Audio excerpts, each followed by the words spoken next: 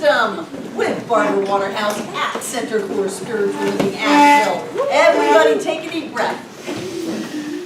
Let it out. And please continue to breathe. But as you do, let go of any and all distractions to this moment. Bring your awareness into present time. Relax, be focused, and join with me in knowing truth. Truth being that each one of us is connected to all that is. That all that is all that is. It doesn't matter what we try to call it. We can call it spirit or divine or the absolute or God, but each one of us is an individualized manifestation of that energy. We are spiritual beings living in a spiritual universe governed by spiritual law. And I know that as we are made out of whatever spirit is, we are perfect, whole, and complete. Because spirit is perfect, whole, and complete. Whatever God is, I am. And so I claim for all of us lives of health and wholeness, happiness and joy. I know we get out of this class everything that we need to get out to have an abundant, happy, healthy life. We are filled with joy. We understand what is ours to understand. We take these ideas and we incorporate them into our lives. And our lives are better off for it. And with great gratitude for all of the great thinkers like Charles Haanel and Wallace Wattles and Ernest Holmes and Thomas Troward, for all of the greats that set this ball in motion of consciousness evolving, I simply release this treatment into all that God is, because I know that God is all. As together we say, and so it is. Wonderful, wonderful. Who was not here last week? Great, I'm so glad you're here. We are not having class next week, just so you know. We're not having class next week. We'll have class the following week, and the week after that, and the week after that, and the week after that. Probably for a really long time, but not next week. John and I are going to the beach tomorrow morning. I will fly back, really. Next time you see me, I'll be happy and relaxed. So I'll fly back for Sunday, which is going to be a lot of fun. And then Margaret's taking me down to Greenville to fly back to the beach. I just feel so cosmopolitan when I do that. It is so cool that I can fly up here and fly back. And then the week after that, we'll come back and have class. So if you're looking for me, you can still reach me on my cell phone as long as I'm in line with a signal. If it doesn't answer, I'll hear it later on during the day whenever I get around a cell phone tower. And I can talk to you on the phone, I can call you back, everything's fine. So, you had the assignment to read parts 1 and 2 last week. And I want to know, before we move on, did you have any questions about parts 1 and 2?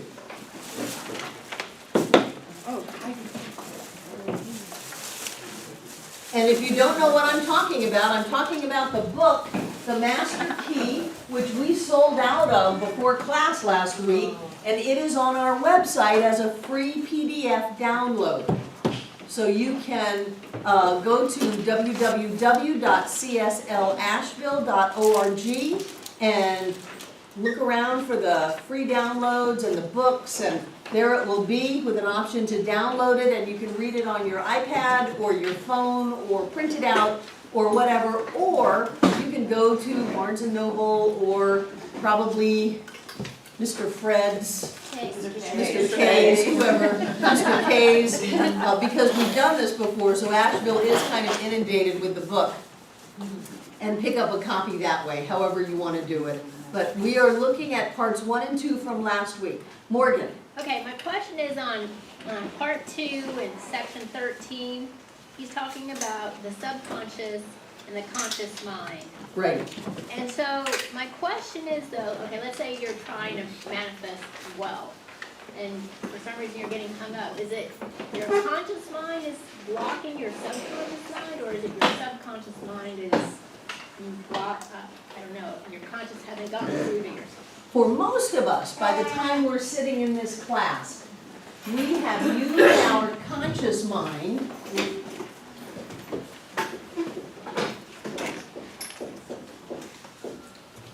say this is us. We're just gonna do our thought process up there.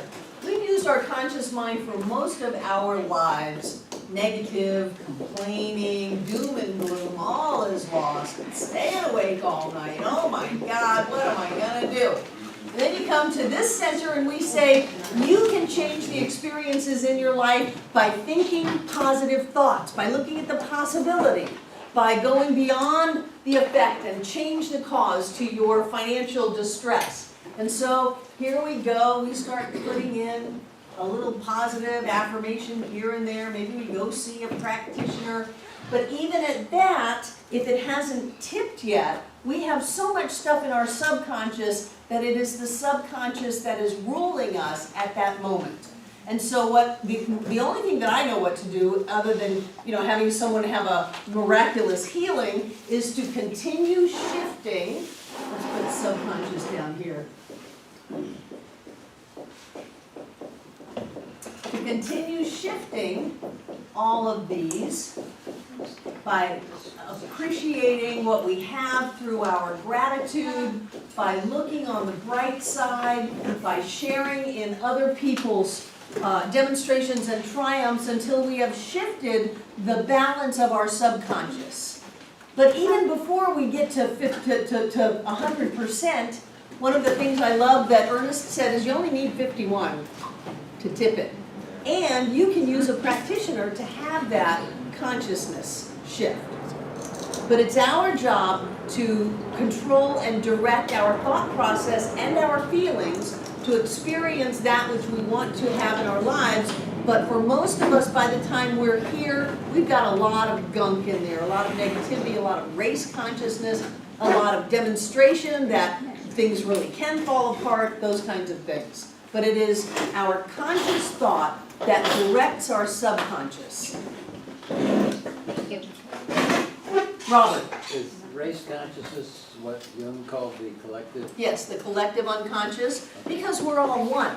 And we're all connected, we're not separate, we're all one. And so whatever anyone is experiencing, thinking, believing is going to affect us. That's why it's important to do our spiritual practice, so we can clean ourselves up every day.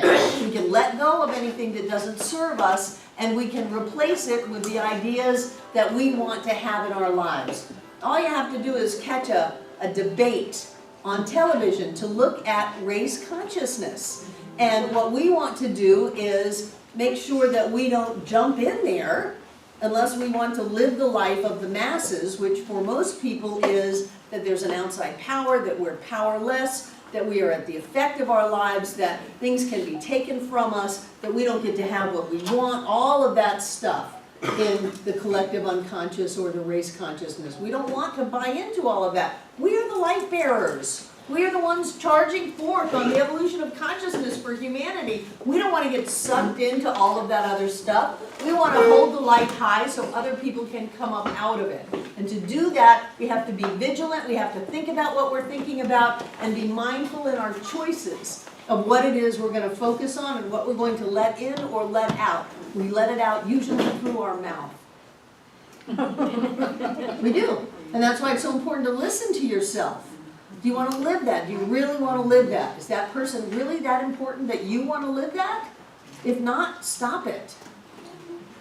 Any other questions from last week? Great. Lynn, your treatment's on the website. It's on our YouTube channel.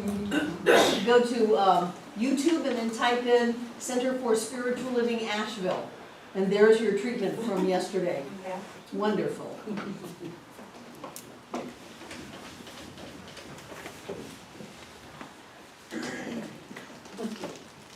Leaping erasers here. So what we start off with on part 3, and we're going to probably read up to, let's read up to part 10 for next week. And because you got 2 weeks, so let's just go ahead and read. It's really easy. It's little short papers, pages. like 4 pages to a part. So we'll just go ahead and read up on the book, and then we can jump around and talk about different sections, which I like, instead of saying, no, you can't go there, that's next week, or that's 2 weeks from now. No, hold that farther, I don't want to pull that. So the individual acts on the universal. That is so important to get, that we are immersed in a creative field and energy that we are acting upon. Most people think that the world acts upon them. The sun comes up, they have to get up. Somebody says something, they have to do something. A circumstance changes, their plans are gone. Most people think that the world or life acts upon them, and it's so important to get that we are acting on life. We are acting on that creative force. The law of attraction. We are setting law in motion. We are the ones who are deciding what's going to happen in our lives. And anything that happens in our life is because of us. I love that we can't blame anybody in this teaching. Nobody can hurt us. We can attract into our life someone who is hurtful, but we, out of 7.5 billion people, we managed to find that person because they were a direct match vibrationally to us, and we just put them on our tractor beam and pulled them right into our lives and called it love. I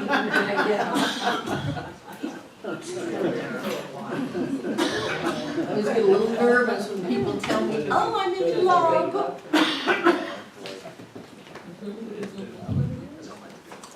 So what we're looking at is cause and effect. And there are people who have been in this teaching for decades and they still don't get this. They still are, no, you did that to me. Somebody else did that to me. This was taken from me. And because of that, I have no choice but to feel angry, betrayed, abandoned, upset, whatever. And I'm thinking, my God, how long does it take for us to get that?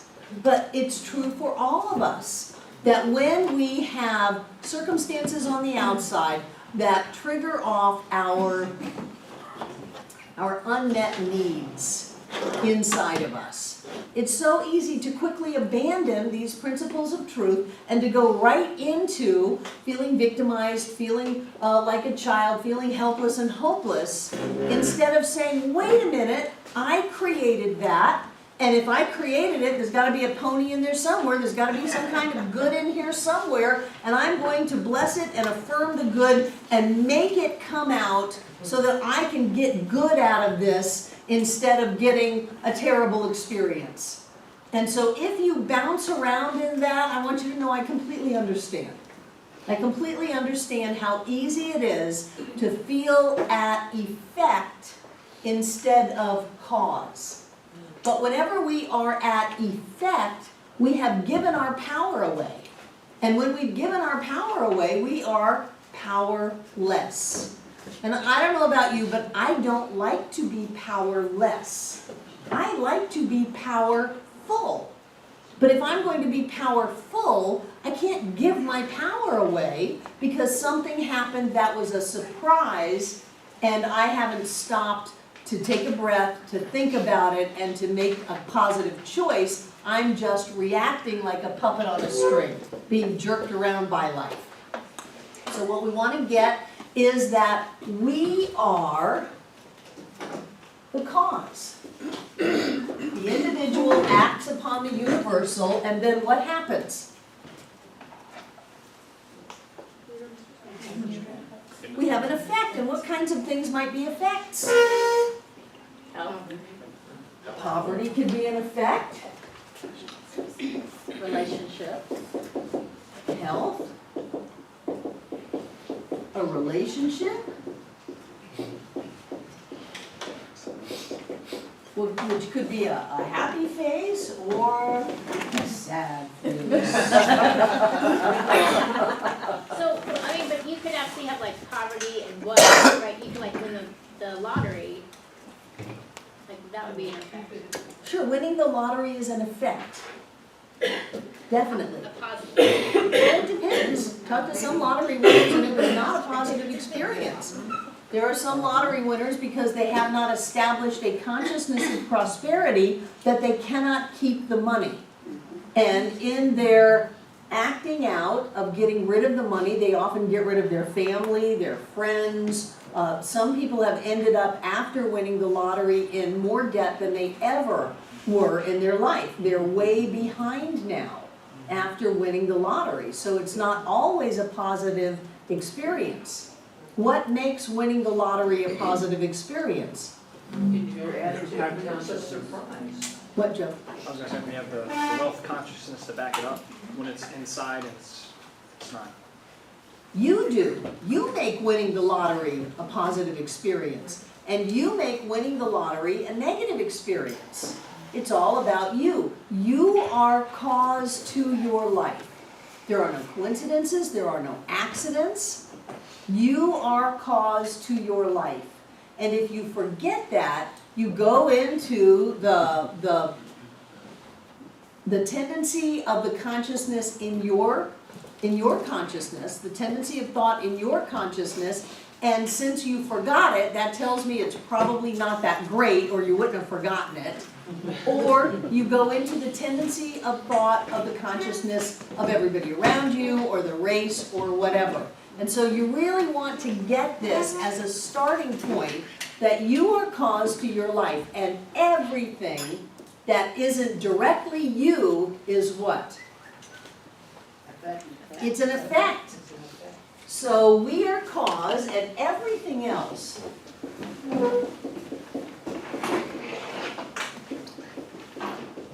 everything, everyone, everywhere is an effect.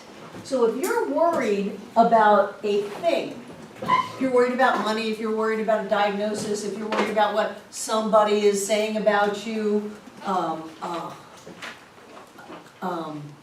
come back, Barbara, thank you, don't go on that tangent. Yes, if you're worried about what someone is saying about you, if you're worried about some place, then you are dealing at the level of effect. And what happens when you deal at the level of effect? You give away your power. You give away your power. Can you make any change from the level of effect? No. You can't make any lasting change. You can deal at the level of secondary causation.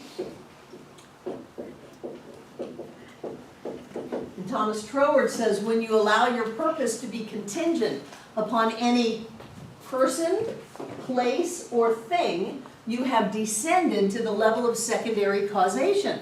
And that is the level of doubt, fear, and limitation. So if you're doubting, you're in secondary causation. You think something else is going to make you okay. If you're in any kind of fear, you're in secondary causation. You're thinking something outside of you is either going to make you safe or not safe.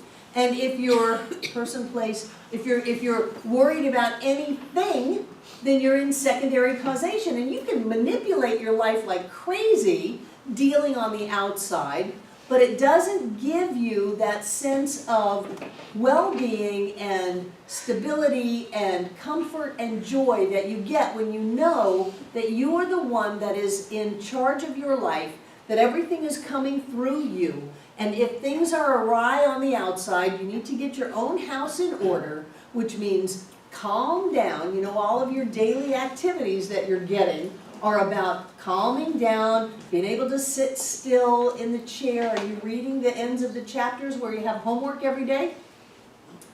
You're supposed to sit still. You're supposed to be able to calm yourself down. You're supposed to be able to focus on one thing. All of these are training in awareness and control of yourself. So when you're trying to manipulate people, do you ever have someone try to manipulate you? Yeah. When you're trying to manipulate people around you, manipulate things around you, manipulate experiences around you, you are not going to get what you want, even if you put all the pieces in the places that you want. Because they didn't get there through you. They didn't get there what we call by right of consciousness. And so as soon as you let go of them, they're going to go back to the way that they were. because you didn't change the energy that put them where they were, that put them where they are now. They're gonna go right back to where they were. Does that make sense? It's frustrating, because you think, oh, I got it just right. I set it up just right, and then it all falls apart. Whereas if you can calm yourself down, control your body, control your thoughts, control your emotions, and focus your attention, then you can provide an avenue for those things to come into alignment with how you want your life to be, and they will be unshakable. They may not look exactly the way you thought they would. They may not be that particular person, maybe a different person. May not be that job, maybe a different job. May not be that home, maybe a different home, but that which you create will be yours by right of consciousness. Nobody can take it away from you, and you can't lose it. Does that make sense? Jane? So if you blame somebody, or if you blame something outside of yourself for the existence of an effect, you're just taking power away from yourself. Yes, Jane Christensen. If you blame somebody outside yourself for an effect, you're just taking power away from you. Yeah, I spent a lot of years trying to get people to do what I wanted them to do. And it was exhausting and frustrating, and it never brought me the happiness that I thought. Usually if they would do what I wanted them to do, it wasn't with a joyful heart. It was with a lot of resentment, and then I had to deal with that. So when you can control yourself, remember the world within, the world without, the world within, and the world without. When you can control the world within and control the cause of your life, you can make anything happen. You can literally make anything happen. As long as you are able to hold that vibration, hold that focus, hold that acceptance of whatever it is, the molecules of time and space must coalesce, collapse into form, as quantum physics would say, and it shows up in your life. You can have anything you want. You just have to have that on the inside before you can have it on the outside. And most people are not willing to put the time and effort in to changing what's going on inside of them. They are so used to and so conditioned to reacting to things on the outside and to bouncing around in life, not knowing that it's all coming from within. They're so used to that that they think we're nuts. I mean, do you have anybody in your life that just thinks you are completely wacko? Yeah. I'm going to manifest that. Oh, you're so full of it. Because it sounds crazy. Until you go into athletics. And I remember a few years ago after the Super Bowl, the losing team was talking to the press and they said, we just couldn't wrap our heads around it. When you get into athletics and they teach you to visualize, or what Drew was saying last week about the commandos, about how they teach you what not to let out of your mouth because they don't want you to make it real. You get into athletics and they start programming you to see the ball go in the hoop, to make the catch, to throw the perfect thing, to run and jump over every one of those hurdles. They teach you how to do that so that the body will follow the mind. It's just a given now. And then when you go into sales, they tell you that if you believe that someone will buy this from you, they're going to buy it from you. But if you wake up in the morning and go, oh, I just am a terrible salesperson, nobody's going to buy this, I'm just going to starve on the street, then you're going to take perfectly good customers and push them away. So even though people still look at us as if we're wacko, more and more people are coming into alignment and seeing that there really is something to this. It's like the placebo effect. If you believe a sugar pill will heal you, a sugar pill will heal you. And so we get to have this expanded way of looking at life, and sometimes it's not pleasant. You know, when you see a really big screw up and you realize you did that. I did that. I remember when I was in Eugene, Oregon, many, many years ago, and I was breaking up with a long-term relationship, and I was driving my $100 car. It was a Hillman named Stanley, and I was turning a big left turn, and the steering wheel broke. Just flat broke, big clunk. Just broke, and I coasted, and the angle of the turn took me up on one of these really wide sidewalks in downtown Eugene and rolled to a stop right in front of the plate glass window of the printing company where the guy I was breaking up with was working. And Honest to God. Just God. And I knew enough to know that I had done that. That I had played my damsel in distress card, which was a lot of our relationship, and that I needed him to come out and fix the car so that I could go home and be on my way and all of that. And so it's not always, wow, look what I created. Sometimes it's, oh, wow. But either way, we created that. And once we accept that we are creating our experience, then all of the doors open to possibilities. Because if someone else is deciding what our life will be like, if there really is a God up on a cloud, a guy with a beard and a bad attitude and lightning bolts and blessings and the big gold G on the robe, if that is really happening where our lives are determined by fate or some kind of past life karma, something like that, then we're all screwed. We are. And so we're either creating our lives or we're not, and if we are, even those times when we go, let me see, I went to the convention in Utah and I was not in control of my emotions. I was not a pretty picture, and I came home and I was sick. I was really sick. I did that. But if I did that, then I can know that, boy, Barbara, next time you let yourself get that out of control, you may want to just look at what's going to happen 2 weeks later and ask yourself, is this really worth it? And maybe it is, maybe it isn't, but at least you're going through it consciously instead of unconsciously. So once we get that we are cause to our effect, that we are the world within and everything else is the world without, and we can only change the world without through the world within. Once we get that, there are infinite possibilities of our life. Then somebody gets fired and we go, great, you're creating something. You're creating something wonderful. Let's get really clear about what we want. Well, we want a lot of money, we want to do what we love to do, we want to be loved and supported, we want a wonderful environment, we want to be passionate, we want to be creative, we want to be supported and uplifted in what we do, we want to get up out of the morning and just can't wait to go to work. So that's what you get. But if you get fired and then you're going, oh, it's terrible, do you know what the unemployment numbers are?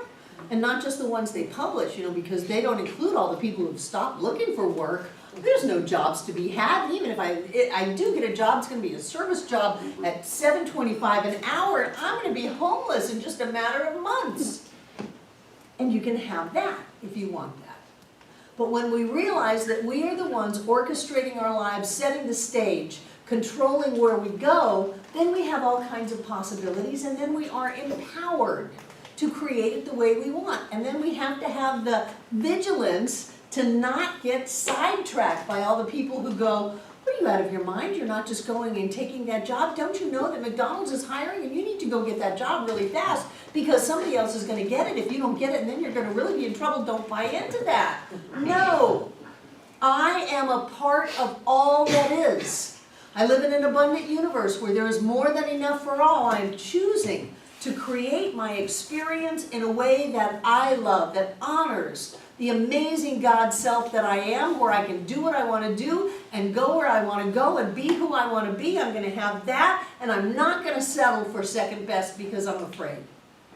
And that takes some courage, and that takes some discipline, and sometimes it takes some stubbornness, because it's not always the outside voice. Sometimes it's the inside voice going, oh my God, all is lost. It's terrible. The sky is falling. Ah! Jane? So when I wake up in the morning, I think to myself, oh boy, I love mornings. Who are you? I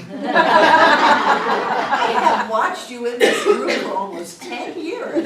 You are a changed woman. Working on it. You're doing doing great, Jane. I couldn't have done much worse, so. You're doing great. It's great. That's why you were waiting. You're waiting in the morning and you're all excited about life. About, yeah, morning, my favorite time of the day. Time to get up and do something terrific. But if I say No, terrific, own it. Yes. Time to get up and do something terrific. but then Good for I you. think to myself, Don't go there, I don't want to hear it, I want to stay with terrific. Yay! Yay! Jane is living proof that if you come here long enough, everything, you will transform into an amazing being. Darcy? Is it as important to know what it is that's causing you to be a certain way No. as it is just to know that you're the creator of what Yes. it is that's happening? Yes, it is not important, it's not critical, it might be helpful to some people, but it's really not critical to delve into all of the reasons why we are as screwed up as we are. I'm amazed that we are as sane as we are, given what all of us have gone through. We are not lunatics, we don't have clown costumes on, and we're not carrying submachine guns. We're doing great, we really are. But if we have a repetitive pattern that we want to break, then wouldn't some insight about how we're causing this to happen be of value to Sure, change? and that's what I said, it can be helpful, it's not required. And one of the things you can do is look at how you feel.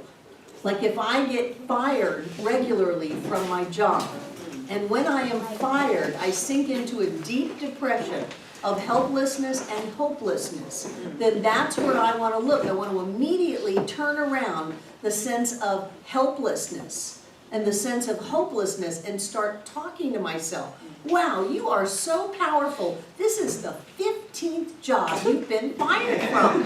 You can get anybody to fire you. You are so amazing. And start taking the power back and start to flip it. But I've really investigated a lot of therapy from both sides of the couch. And I find that whereas it can be helpful, it is not necessary in the least to change your consciousness. You do not have to know what your Uncle Henry did to you. You just don't need to know that. No, it's just that I've developed this pattern lately of having so much come to me that sometimes it's hard to manage everything. Right. And then that frustration and not being able to manage everything seems to turn into anger, and then I go downhill from there, and it's not a good pattern. So I want to find a way to accept the things that I'm creating and be able to manage it a little more effectively, so that I'm not working long hours and feeling frustrated and tired. And So what you might want to do is start affirmations that I can have money and time at the same time. That my day goes quickly, all of these things that I need to get done happen in lightning speed, and that I have plenty of time left over. I go home on time, I have my evenings free, and I just take care of everything. You can bend time. And if you're angry and you're feeling overwhelmed and all of these sales and things that you've been treating for have come in and now you've got to process them and handle them, if you're thinking thoughts like that, you can actually slow time or speed time up to where it takes more time than it would have. So when I get very frustrated, what I do is I stop and just chill out. Take a breath, close the door. Just take a breath, because really being frustrated is only going to make it worse. yeah. I know someone in the offices that goes out for a walk, and you can get more done after a walk than you could by working all the way through. I remember I read a book by Lee Iacocca when he did the whole Chrysler thing, and he said that none of his managers impressed him by staying after 5 or 6, whenever their closing time was, and coming in on the weekends. And for that matter, if they would do that, he would fire them, because what they were telling him was that they couldn't manage their time. So consider that time expands to meet my every desire, my every need. I get things done faster than ever before. Everything falls into place, and I am completely supported by the universe. And see if things don't just go faster. That's worked for me. Okay? Good. Isn't it a common thing that you can have a lot of money and no time, or a lot of time and no money? Yes. Is that a common belief? So what I've worked on is that I can have a lot of money and a lot of time. But when John and I started taking these beach trips, we felt really guilty. Oh my gosh. We asked our friend John Gustafson, who managed to take vacations, and he was running a construction company. How do you do that? And he said, the first thing you have to do is get it on the calendar. So the first thing you have to do is get it on the calendar, and the second thing you have to do is put money down. Because once you put money down on something, the tendency is very high that you will go there. So make it all nice and happy, and what John and I do in January is we get the New Year's calendar and we plan 6 trips to the beach. So that every 8 weeks, we're going to the beach. And people hear that and they go, oh, how can you do that? How can your center run without you? Oh my God, every 8 weeks you're going to the beach? And I'm thinking after all these years, how can my center run if we don't go to the beach? You know how we get on week 7. So it took me going against those ideas that say you've got to work long and hard hours to be able to have enough just to get by, and to say, no, I'm going to live the life that I want to live. I'm going to make lots of money and I'm going to have lots of fun. And if I can't do both of those, then what am I doing? So what I would know with you is that you make lots of money and you have lots of fun and lots of time. And check out your consciousness. See where you are. I think the worst thing people can do for a prosperity consciousness is work 2 and 3 jobs.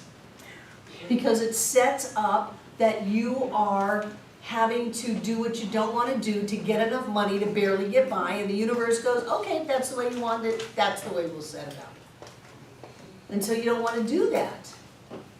There's great value in stopping and thinking about how you want your life to be, whether it's for a moment or whether it's for a year. Before we started the center up, I took a year off. Just took a year off. I gardened. I hung out. I watched a lot of television. That was before you had VCRs. Just took a year off. I read my Ayla books from start to finish a few times through them. And what that did is that helped me not feel pressured and not feel like I had to go get a job, that I could do what I wanted to do. And when John and I decided to start this center, we were down in the Keys on a vacation. And it was, okay, we'll do this. We'll see what happens. Here it is 22 years later, we're doing great, but we'll see what happens. So pausing, because when you pause, you don't react.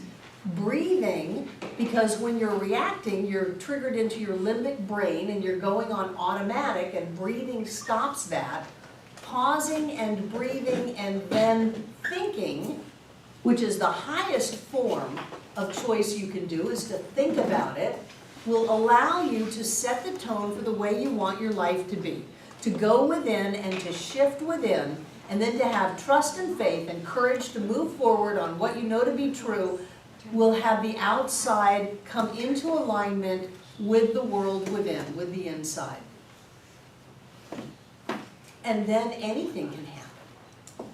And I believe if you speak to most people, I'm not sure about inherited wealth, but most people who have created the life of their dreams, if you talk to them, because they write books and all kinds of things about it, I'm reading the Keller Williams, The One Thing now, you know, that they'll tell you that you have to go in, make a choice, stick with that, hold to your dream, know that it's possible, step out on faith, move forward, not be knocked down by whatever happens or the ways of the world, and then you'll have what you want to have. You'll habit you want to have. And so Charles Haanel is talking about this back in 1912, saying to learn how to think is the highest form that you will do, you will be. It's the highest thing you can do, is to discipline yourself to learn how to think, to go within, to manipulate the world within so that you turn away from fear and anger and upset and to embrace that which you want and to see it clearly no matter what is going on. That's the creative process. That's the magic of it. That's where you get the ability to reach out into thin air and to grab things. We bought a brand new camera back in January. It's a $2,000, $2,500 camera, and it hasn't been doing what we wanted it to do. So our camera person, Devon Embler, called the photo place, B&H Photo, and said, this really doesn't do what it says it's going to do, we want to return it. And they said, I bet you do, but you're beyond the 30-day return time, and too bad. We don't take returns after 30 days. And so she let me know they wouldn't take it back, and she was very frustrated. And this afternoon, knowing that I'm going to the beach and I want to handle this before I go and just breathed and calmed down, and I knew that this was going to be for the best of B&H Photo. It was going to be the best for the best of all of us, and that this was going to be working out, and that I was going to connect with somebody, and it was going to be a love fest, and of course they were going to take the camera back. And so the first time I called, I spoke with someone, and they sent me to somebody else, and I finally hung up because it didn't go anywhere. And I thought, that wasn't my perfect and right phone call. So I just kind of gathered up my energy and opened up my heart and knew that everything was going to be okay. Whatever happened, everything was going to be okay. You know, I'm not super duper controlling here. I'm just saying that this is going to work out for everyone's highest and best, that only good can come from this, and that this is a love fest. And I called again and got a hold of some guy named Leon. Leon, I thought of you. Right. I grew up in Miami, and so I understand the older Jewish slant and humor on things. So I had a wonderful time with Leon, laughing at his jokes and thanking him and petting him and all of that. And what came out of all of that was that the microphone part of the camera was almost a month late in getting here. So I'm going through my papers and I said, wait a minute, Leon, you didn't send us the microphone till the middle of February. So really, I'm just a couple of days out of your 30-day limit, and we really tried to make this camera work. And we don't want our money back. Now I had his attention. We want a better camera. So I'm happy to pay more money for a better camera. It's just not this one. Oh, let me put you on hold.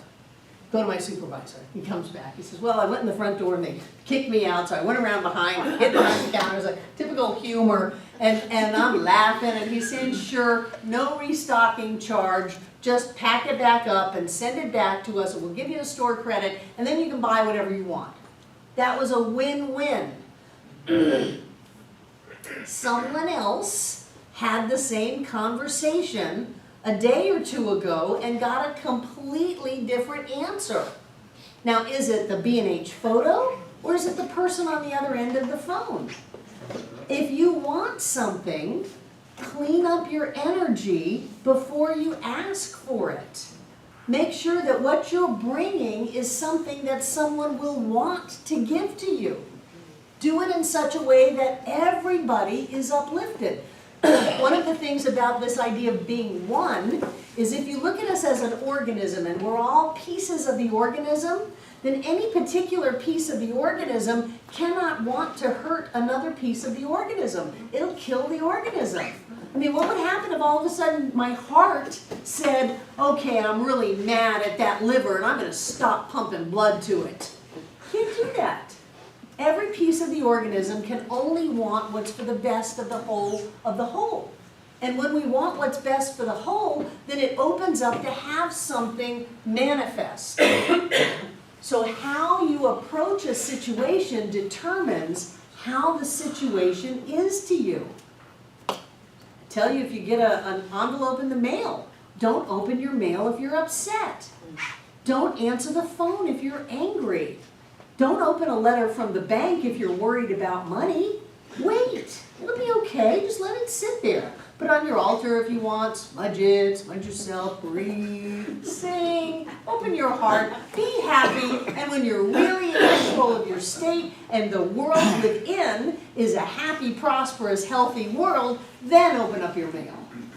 If you want to create trouble in your life, open up your mail, talk to people, answer the phone when you're in a lousy mood, because all you're going to do is attract lousiness back to you. And then people go, oh, you're so mean to me. No, you did that. It's all about you. It's all about the world within, your cause to your effect.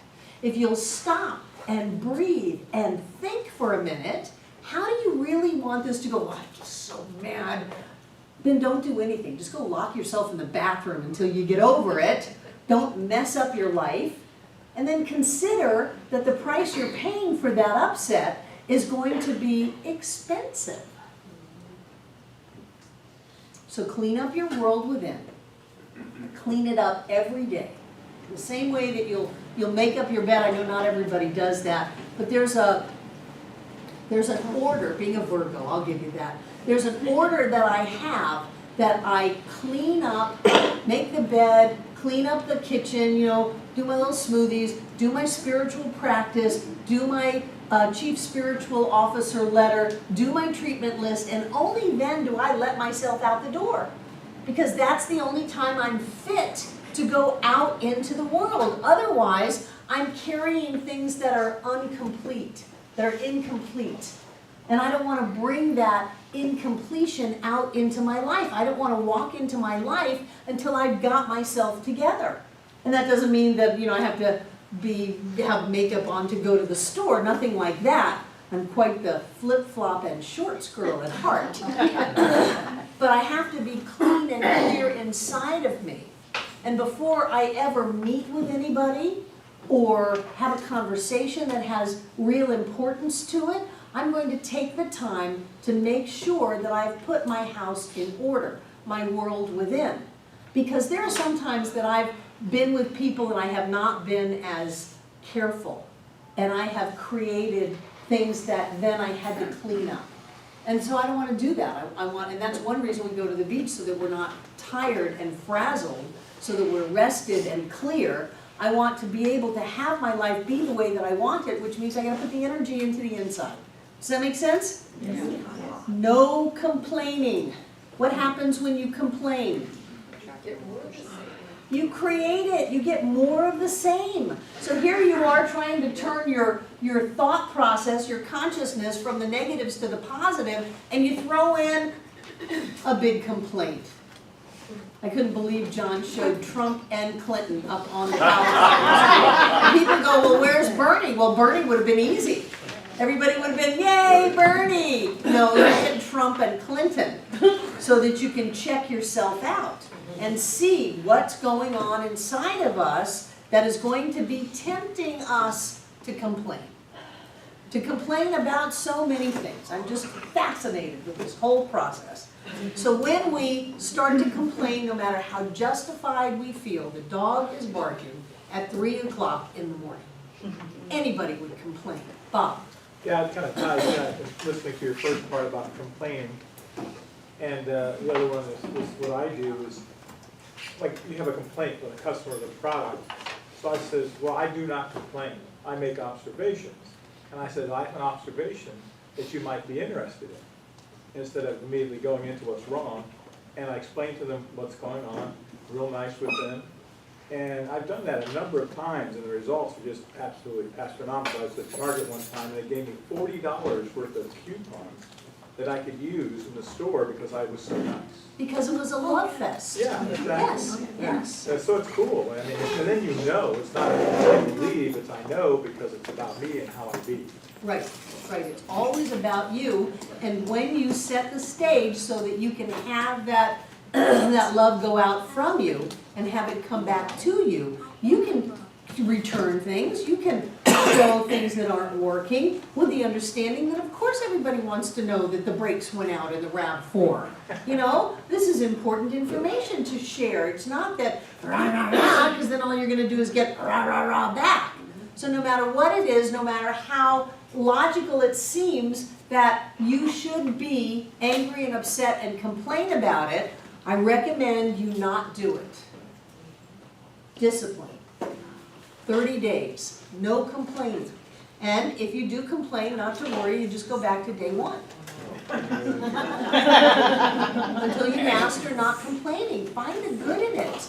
Your job is to find some good in, isn't it wonderful the water pressure we have shooting out of the wall? Isn't that love indoor plumbing? You know, because what's your choice? Your choice is to get all upset, and it will only make it worse. It will only make it worse. Have you ever made it through 30 days yet? No. Out loud, I have not made it through 30 days. The only person I know that ever made it through 30 days was Isaac Rubin, and it was his rite of passage to be an adult, to go into 13 years old. And he said, I will not complain for 30 years as a statement that I am a mature adult. I am a man. He didn't know that all the other men couldn't complain. Couldn't make the complaint-free world for 30 days. And he did that, and he said he did it, and I believed him. But he's the only one that I've ever known that made it. But you know, my life is better if I can make it through 30 minutes. It is. It's better than not making it through 30 minutes. And then what happens is I get programmed. It goes from a thought to a habit to automatic to subjectified or in the unconscious. And then I get programmed that rather than just defaulting to, okay, you know, is a good response. Buys you time.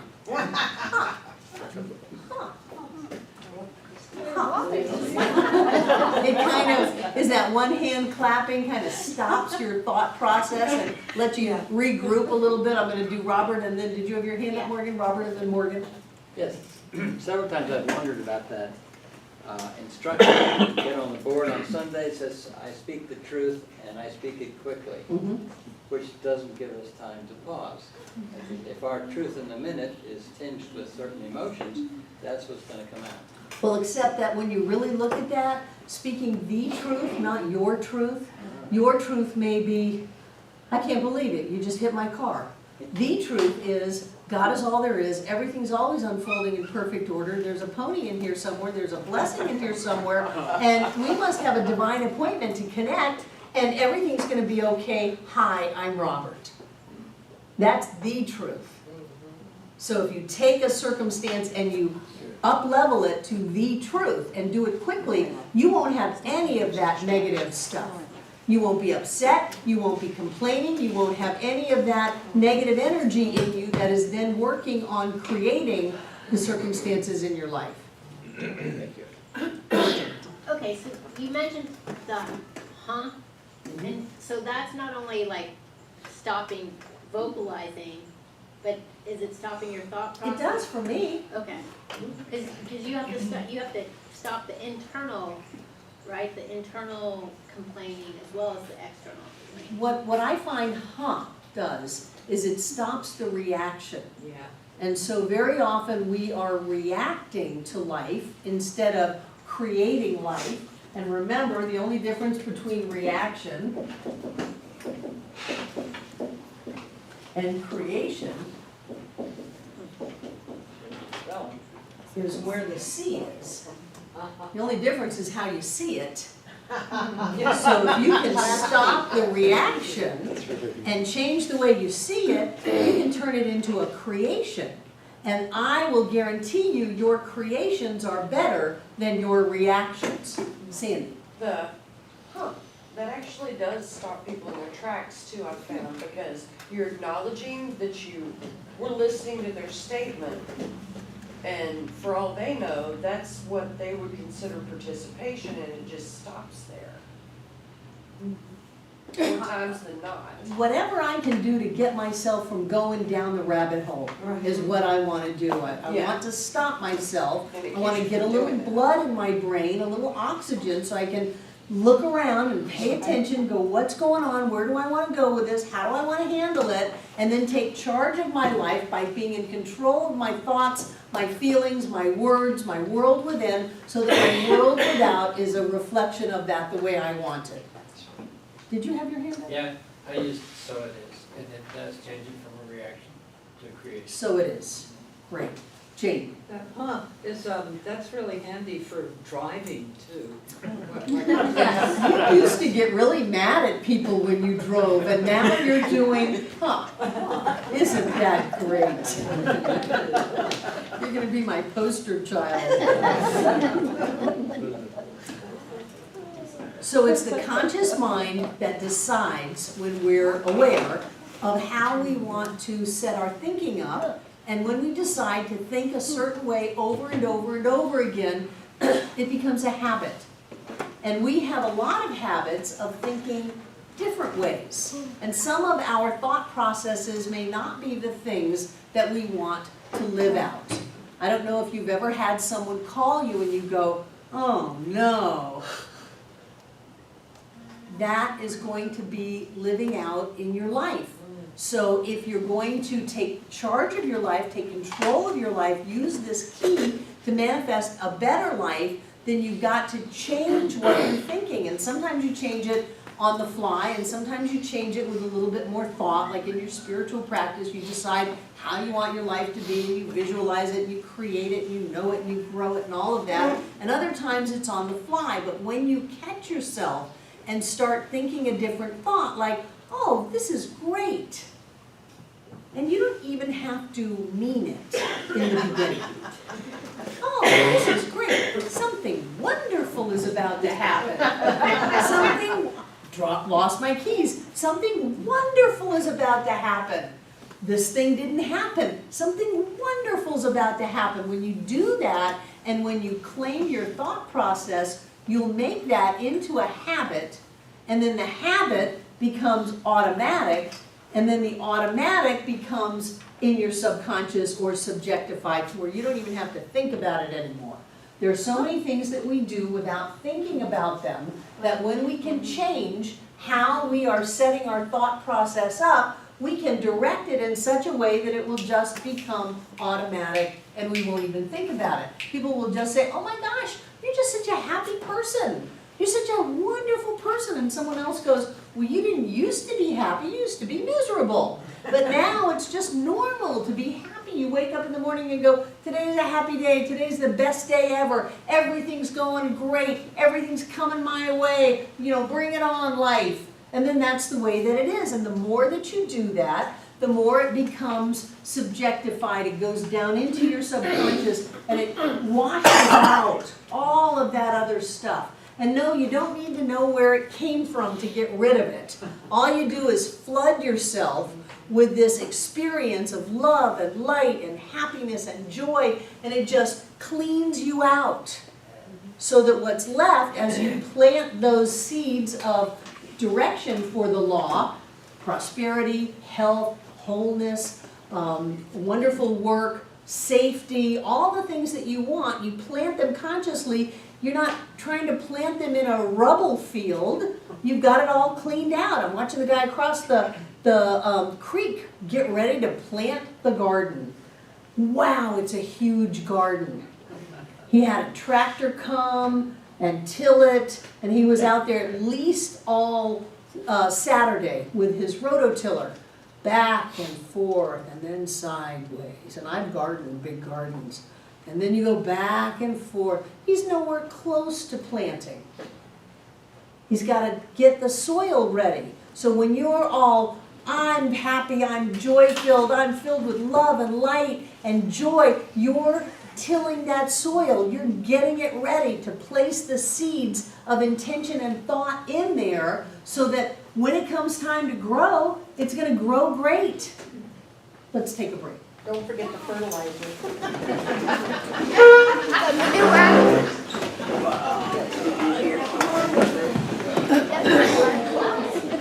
These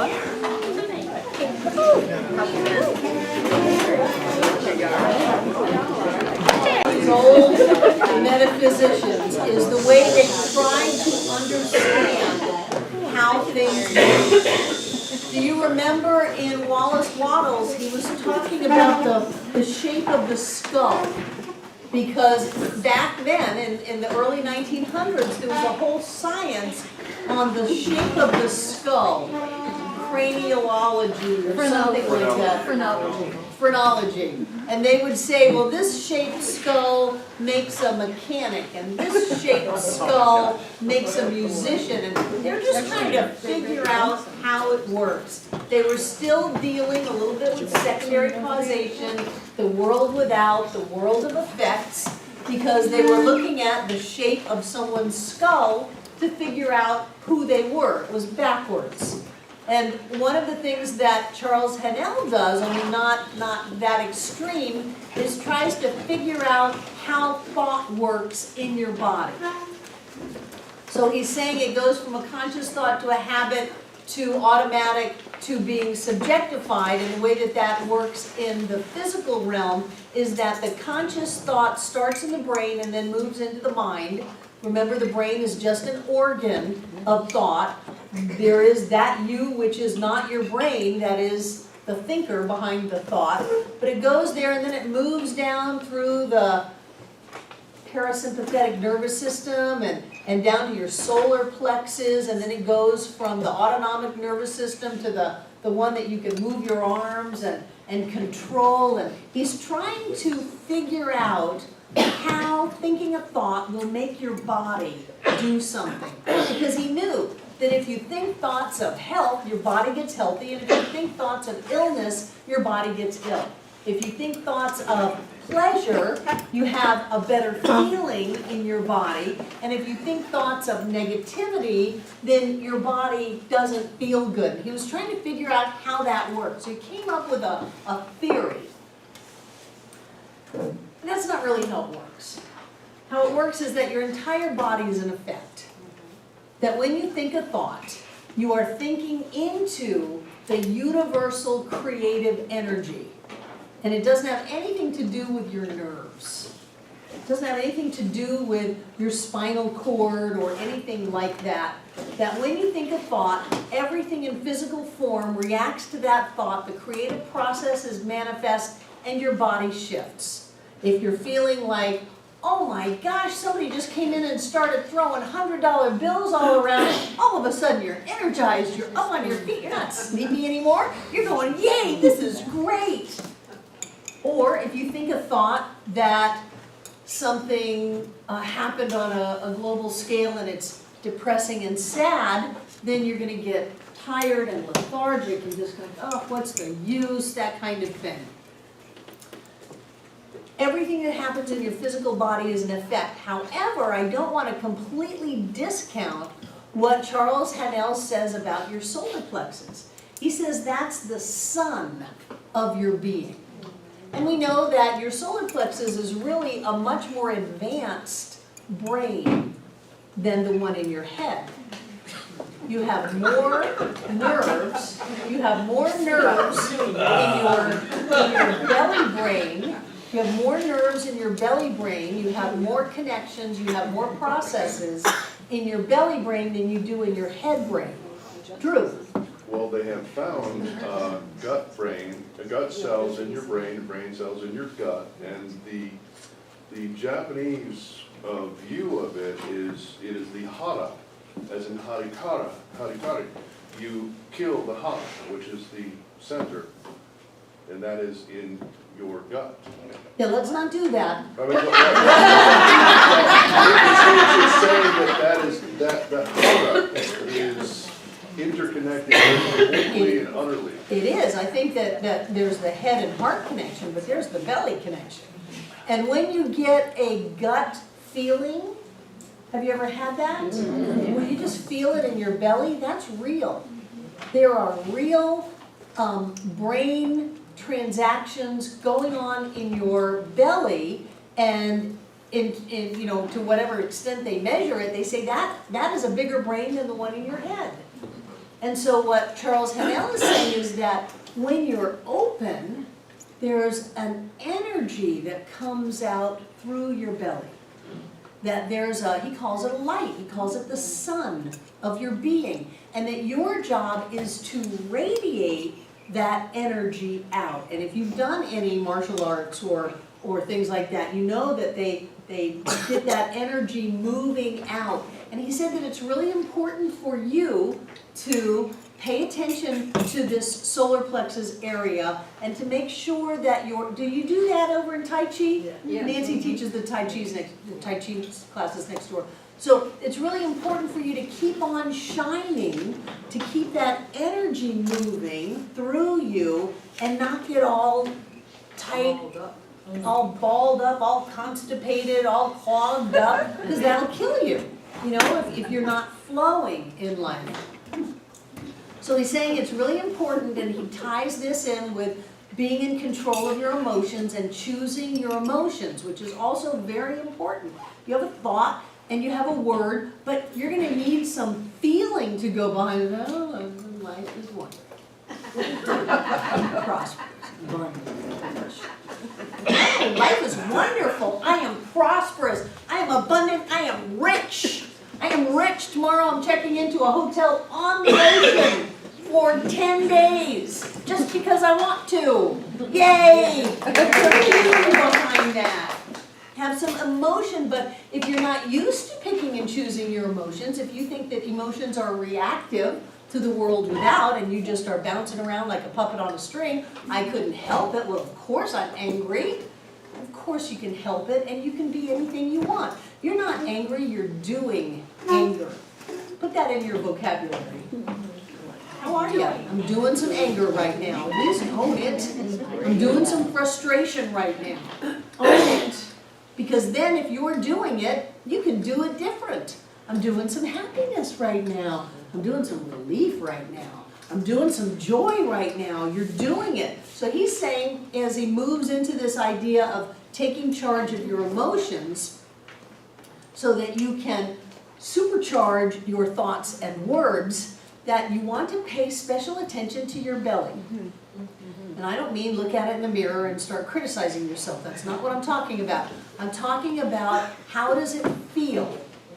So when you think that life is great, just say that with me. Life is great. How's that feel in your belly? It opens it up. It lets that energy come out. And I won't do this too much to you, but just say, oh no. Oh no. How'd that feel in your belly? Tight. And people wonder why they have irritable bowel syndrome. Well, just go back to life is great.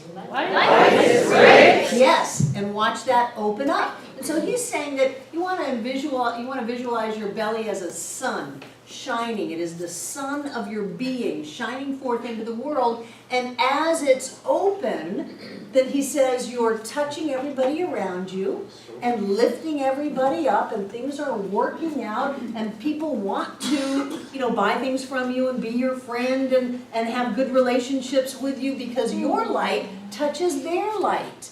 And whenever you're around someone and they've got this energy coming out, he says there are some people that are so charismatic, and I would think, well, that's coming out of their mouth or their heart. He's saying, no, it's coming right out of their belly. Coming right out of their belly. So we want you to pay attention to how your belly is. How's your belly brain? How's your belly light? And to let that come through you into your world. And if you're not having good belly light, think thoughts that open you up. Think thoughts that make you feel open. And watch that come through. And notice he's not saying you're trying to get light in. We are beings of light. We don't get light in, we let light out. And the more light we let out, what happens? The brighter we get, the more we let in.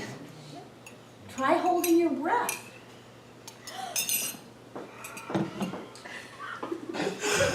Don't let it out, Michaela. Hold it in. You gotta let it out, and then as soon as you let it out, you can breathe in. And sometimes, if you've done any breath work, you notice a lot of people breathe really shallow. I see you, Jane. They breathe really shallow. And that keeps their emotions down. But if you really want to take a deep breath, you have to let a deep breath out to make room for a deep breath to come in. So here we are, these beings, amazing beings of light and love, and as we let our light come out of us, we have more light in us. It's the most amazing thing. It's part of this spiritual law. As you give, you receive. The more you give out, the more you get back. And so many people out in the world think, well, this is all I have, so I gotta hold on to it, and I can't let go of it, because if I let go of it, then, 10 minus 10 leaves me 0. Then what am I gonna do? Not realizing that as you give it out, law takes over and you get back more. You do it with your breath. You do it with your heartbeat. You do it with smiles. You do it with love. As you love more, you have more love. And so he's saying, pay attention to your belly. Pay attention to this light that shines through you out into your world. Make sure it's shining. And if it isn't, it's up to you to feel the feelings of expansion and openness and to let that light come through. God knows the world needs more light. I call us light bearers. Our job is to bring the light, to shine the light. And I always kind of figured we're holding it up. Charles Haanel says it's coming right out of our bellies. So let that light come through. Monitor your emotional state. And if it's constrictive, open it up. Think thoughts that will open you up. Abraham says it doesn't matter what you think about, as long as you open up. Think about chocolate milkshakes. Love my chocolate milkshakes. They make me happy. Think about that. Coffee, mocha, all this wonderful stuff. Think about it, open up, and the light moves out. If you're going, oh, you dirty, rotten rack and ratchet, you're shut down. It'll make you sick. Louise Hay's all about that. It'll make you sick. It'll make you poor. It'll make you miserable. So it's our job to monitor ourselves, pick the feelings that are going to make us open and moving in life, and then just go and shine like a banshee. Just go and shine our light everywhere we go. We're shining, we're shining, we're shining, we're shining, we're shining. And that's going to affect the energy all around us. And it's going to affect what we create in the world without. Nobody wants to live in a dark world without. If the world without is based on the world within, turn the light on. Does that make sense? Yes. Good. Bob. Yeah, for me, my thing I like to say a lot is, life is good. And people say, how you doing? I say, life is good. I was at a store the other day and I found this picture. It said, life is good on it. So I put it by my front door, and every time I walk in and out, it's right there. And it's true. Life is good. You just get that over and over and over again. And you go do good things, you feel very loving, you're happy, because you were looking for it. Right, because we're shows looking up. for it. That what you were looking for, you're going to find. Yep. Excellent. Who else? Somebody else had their hand up. Are you trying to say something, Jane? No, I wasn't, but I'd like to. Okay. If you want to raise your hand with me, you're really going to have to give me good cues, good body language cues like, hello. Okay. Jane, thank you, Jane. I just wanted to say, I drive along Beaver Dam Road every day or night, and somebody has says joy, J-O-Y, and all the purple and yellow and green letters. It's just this little sign. What a lovely thing, and it just lights up the whole place. That's great. Yeah, That's so I great. really appreciate that. Good. On that. So in this idea that we are cause to our life, that we are the ones that are in control of what we create, that brings up this question of, well, then who are we? Who are we? So many people think, well, I'm my name. You're not your name. So many people think that they are their bodies. No. They're not. Michaela's all no. They're not their bodies. What do other people think that they are that they aren't? Their roles, their your roles. You're not your bank account, what's in your wallet, your khakis, Fight Club. Clothing, your job, your age. Good one. Car. Yes. Gender. And career. You're not your boyfriend. This is all the world without. So if this is the world without, and this is the world within, You're not another person. who are you? Light. Love, joy. Rainbow unicorn. Wisdom, power. Love. God. Okay, that's enough. Spirit. Awesomeness.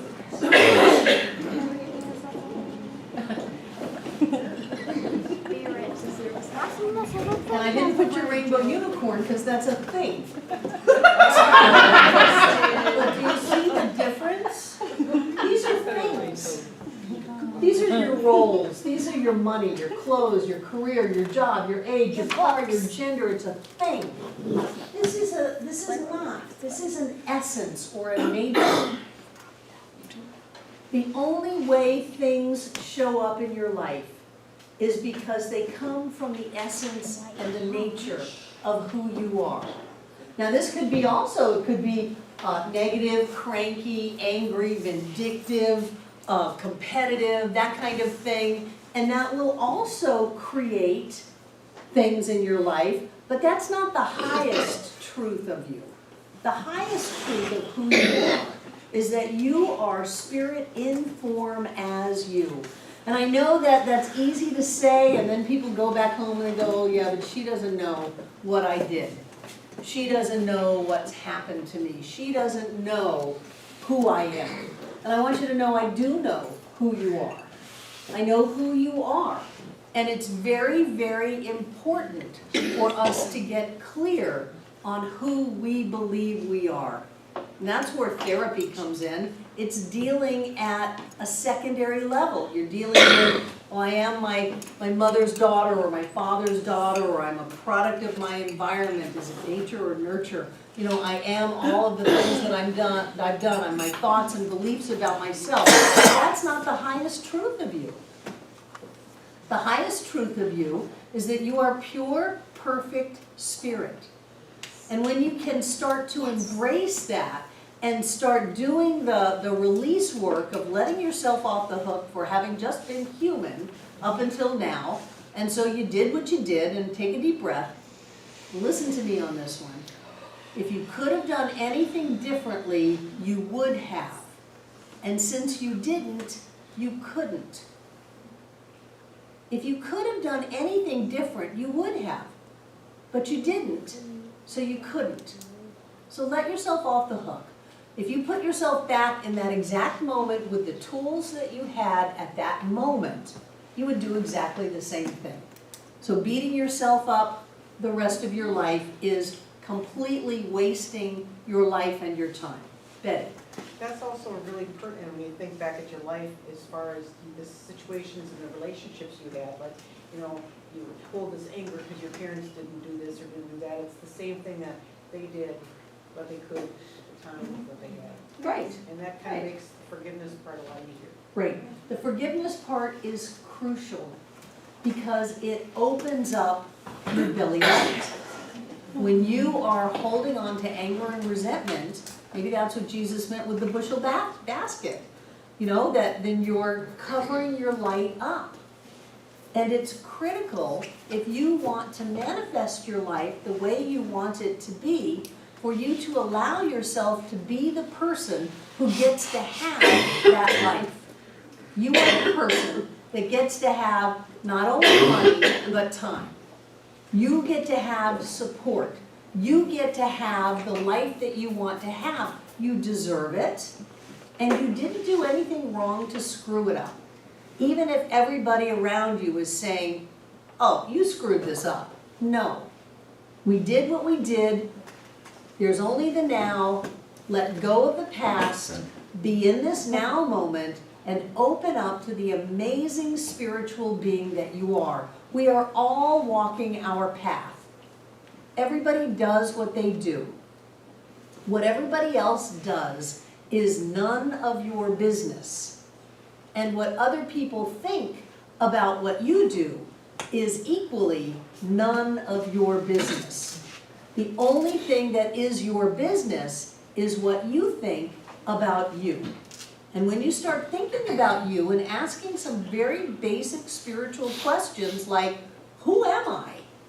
Am I the sinner on planet Earth? Am I being tested and am I gonna burn in a fiery hell forever? Is that who I am? Am I basically flawed as a person?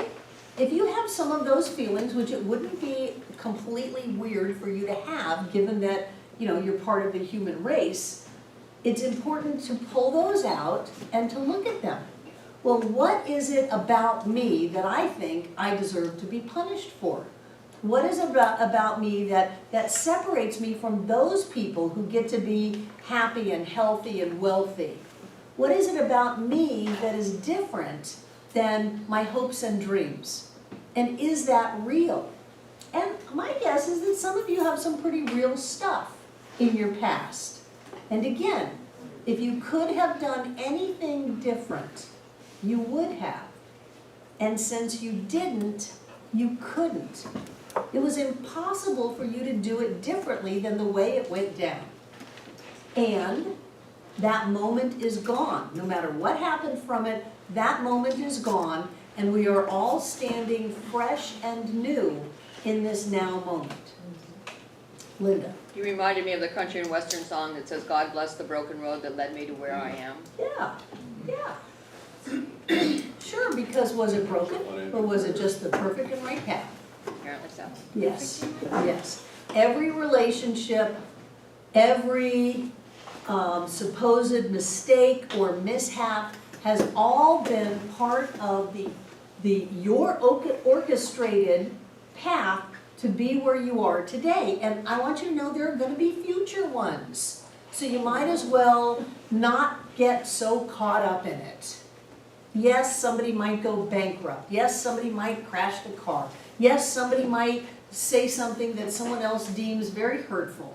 Okay, and let's clean it up and move on. How's our belly light doing? We got some shining to do. Let's shine it on this situation and bring ourselves back to the now moment and move on, because it is only in this now moment that you will be able to unlock the key to all of the riches that life has for you. It can only happen now. And if you're busy, as we come to Easter, crucifying yourself up on the cross, if you're busy doing that, I suggest you get down. You know, even Jesus was only up there 3 hours. Some have been up there for 30 years. Some of the other hand.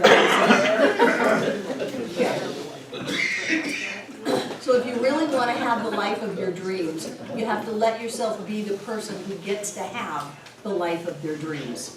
And if there's anything stopping you from being that person, that's where your healing comes from. You don't need to know why you're doing it. You don't need to have a whole story about it. Just stop doing it. Let it go. Turn the page. If you've got voices in your head criticizing you nonstop, that is not your business. The only business is this now moment. Where are you today? Where are you right here and right now? What are you going to do with this next breath? And my guess is you wouldn't be in this room if you weren't planning on doing something pretty wonderful with that next breath. So nothing else matters. This whole hypnotism that we have of a God and the devil, and then we take it back to, well, we'll just call it good and bad, or now we're in metaphysics, we call it positive and negative. It's all the same thing. It takes me back to the Buddhist idea that whatever is. Period. Not good, not bad, not right, not wrong, not better, not worse. It just is. And in this now moment, you have all the power as long as you don't take it away from yourself by locking yourself up into the past. And really, I don't care what you've done. I don't care what people say about you. I don't care what people think about you. It doesn't matter. What only matters is this exact instant. And in this exact instant, we are all made new. We are all fresh. We are all spiritual beings, alive and well on planet Earth, having a love fest, letting our light shine, and making the world a better place. And that's the only reason that we're here, in my opinion. Not to work out karma or to have toil and, raising children and all of that stuff. It's not about that. It's about having a love fest. It's about raising consciousness, and we do that inside of ourselves. And we can't raise the consciousness of anybody else if we don't feel that we deserve it. It's got to start within, the world within, and then the world without. So if you're looking for money, if you're looking for value, where's the value within you? If you're looking for love, where's the love within you? If you're looking for support, where's the support within you? And when you go inside of yourself and look within and answer some of these very basic questions like, who am I? You start to have an easier time of staying in the world within and watching the world without coalesce into form. It's really important. You cannot be on the spiritual path effectively and beat yourself up. It's just not going to happen. You cannot be on the spiritual path effectively and love everybody but you, or love everybody but your mother. It's not going to happen. And then you'll be in conflict and things won't manifest and you'll go, what's going on? Well, what's going on is that you're not in the now moment, you're not fresh and clean, you're not creating what you want, you're stuck in the past, and you're recreating those old ideas and circumstances. And it takes discipline, because most people on the planet will tell you, you should feel guilty. You should be ashamed of yourself. No, John calls them the 4 cardinal sins: blame, shame, regret, and failure. Cardinal sins of science of mind. There's no one to blame. You've never done anything wrong. You've always done what you needed to do, no regrets, and you've never failed. You are a magnificent success in everything you've done. Sometimes it's looked to the outer world like it was a failure, but you just manifested a successful experience that other people called a failure. It was a successful closing of your business. It was a successful bankruptcy. It was successful homelessness. You're a success.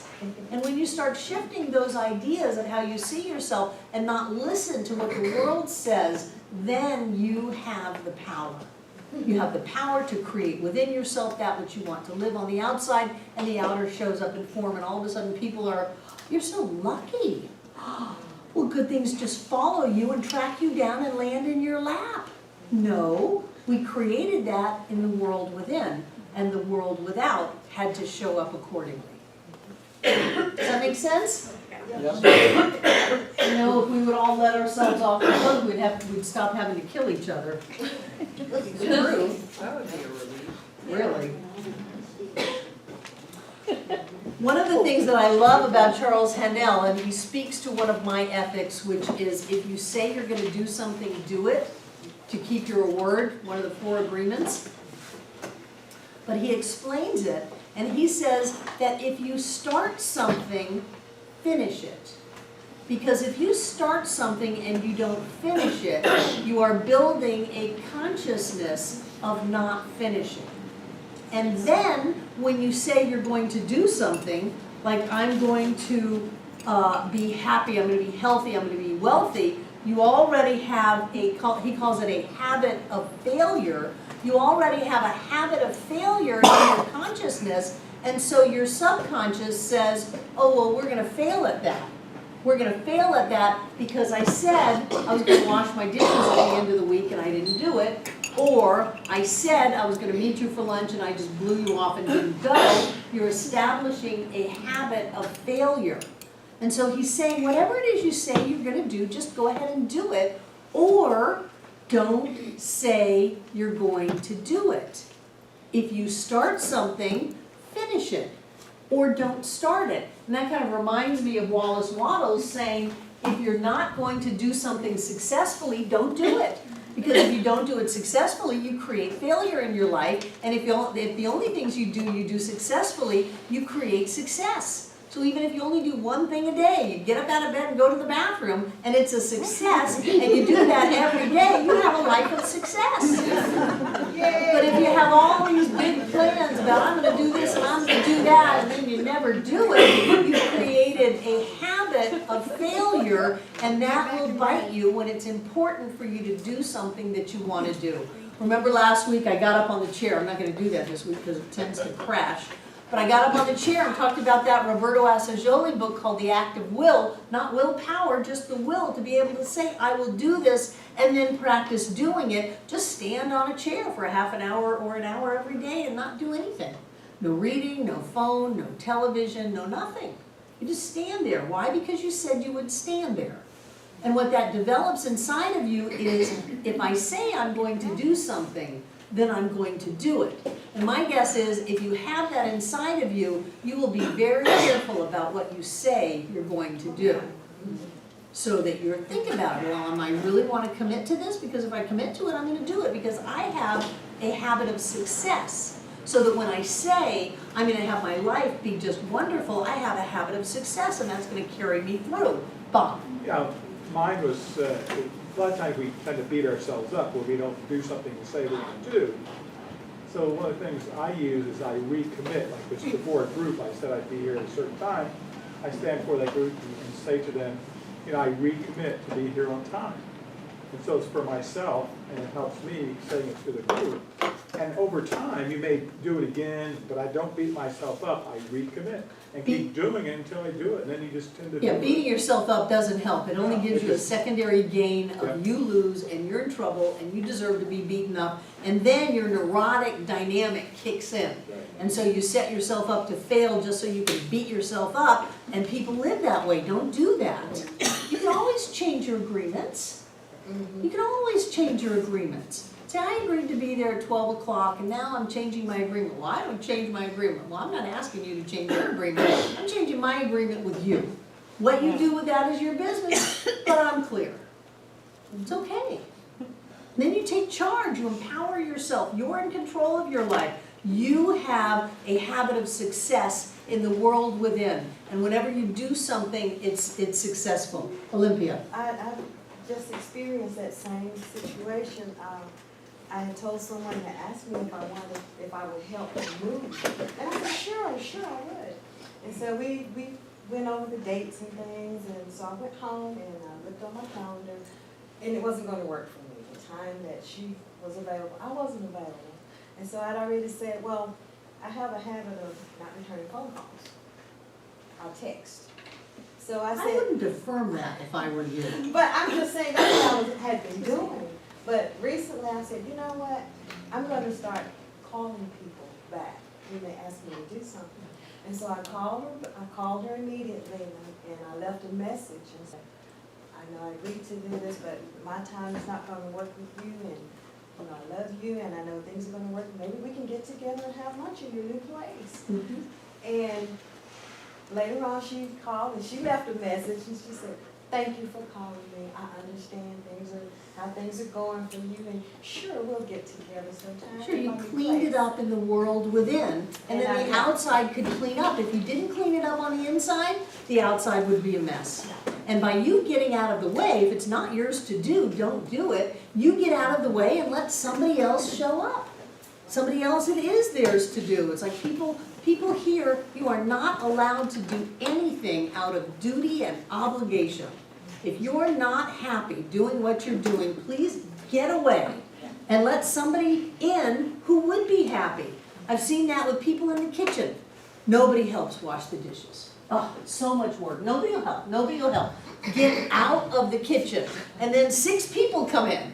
And they want to help, and they're laughing and cutting up and having a great time. Yeah, and they- But that first person with their energy of being messy in the world within creates messiness in the world without, and I share a world without, and I don't like that. So you get out of the kitchen, take your messiness outside, sit in the sun, shine your light a little bit, and let somebody else come in.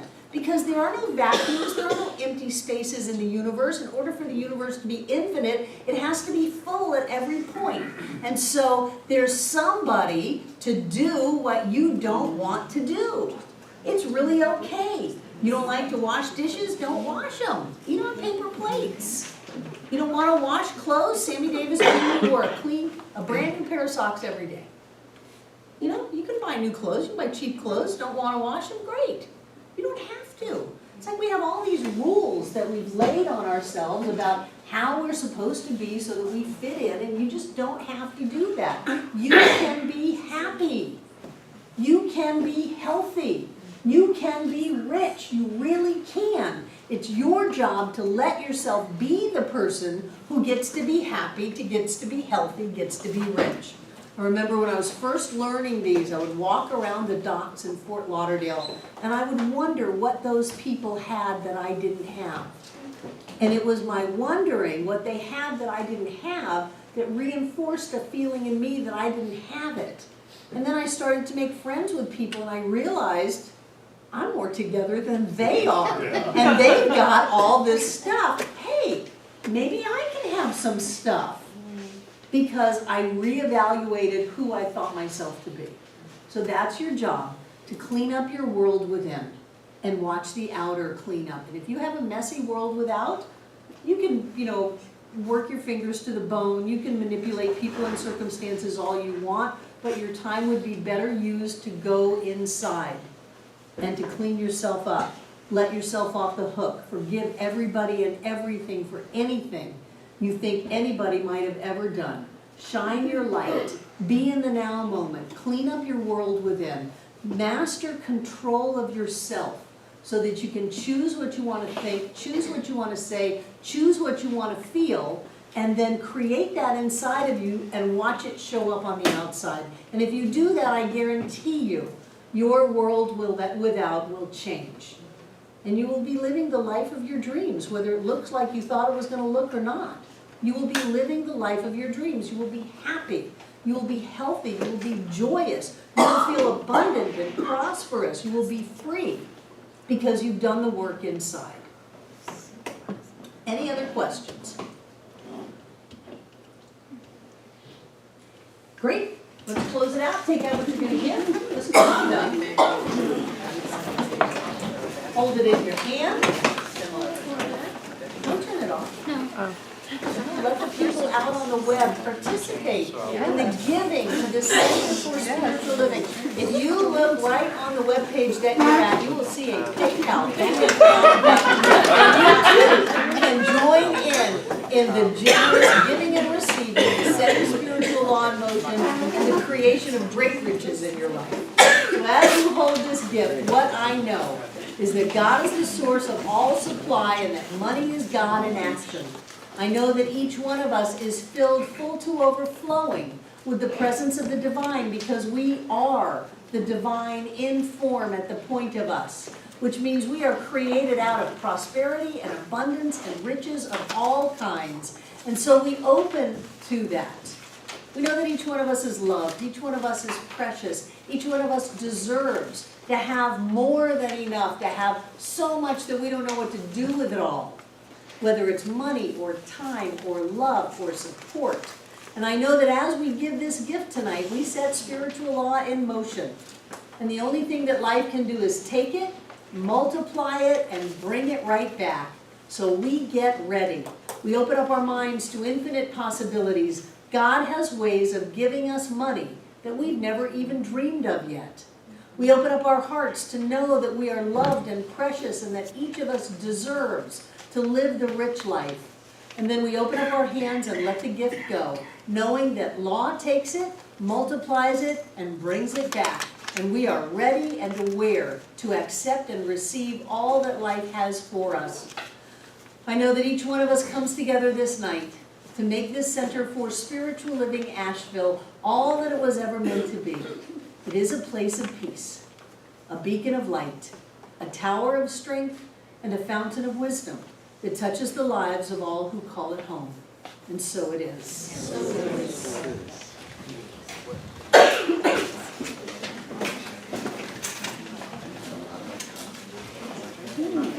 Hold the energy in the room. We are manifesting. Hold the energy in the room. Don't split it away for social chatter. Hold the energy in the room. Infinite supply. Pouring in, through, and as us. Money, jewels, deeds of trust, stacks of gold. All ours. Living the rich life. Going where we want to go, doing what we want to do, being who we're meant to be, being free, right here and right now. That is our divine birthright. We don't have to turn into anything to have that. It is already ours. It has already been given simply by us being. And so right here, right now, I know that everything in these baskets is blessed because we are the blessing. And as we give anything, that which we are pours forth into our lives. I see it as golden light coming forth from each one of us, filling up this room from the floor to the ceiling and all between the walls. This air is rich and blessed with God as us. And as Spirit moves in our lives, things happen. So get ready. We are touched, we are blessed, we are awakened, we are quickened, and we are healed. And I know that that energy cannot be contained, so out it goes to travel this world and then to shoot off into the heavens, to touch, to bless, to awaken, to quicken, and to heal every being on this planet. Always here, always now, touching every one of us here tonight, everyone who has ever been here, and everyone yet to come. And so it is. I love you. Come sit.